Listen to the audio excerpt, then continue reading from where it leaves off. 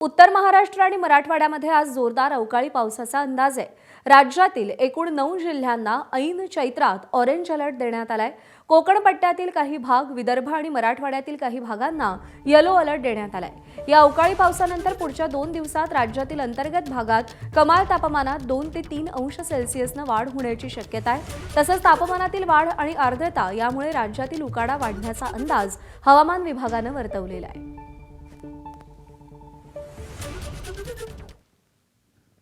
दरम्यान हवामान खात्यानं कोणत्या भागांना कोणता अलर्ट दिलाय ग्राफिक्सच्या माध्यमातून आपण पाहूया। ऑरेंज अलर्ट देण्यात आलाय धुळे, नंदुरबार, जळगाव, नाशिक घाट परिसर, अहिल्यानगर, पुणे, छत्रपती संभाजीनगर, जालना आणि बीड। येलो अलर्ट देण्यात आलाय ठाणे, रायगड, रत्नागिरी, पुणे घाट परिसर, सातारा, सातारा घाट परिसर, सांगली आणि सोलापूर। परभणी, हिंगोली, नांदेड, लातूर, धाराशिव, अकोला, अमरावती, भंडारा, बुलढाणा, चंद्रपूर या भागांनाही येलो अलर्ट देण्यात आलेला आहे। गडचिरोली, गोंदिया, नागपूर, वर्धा, वाशिम आणि यवतमाळ या भागांनाही येलो अलर्ट देण्यात आलेला आहे।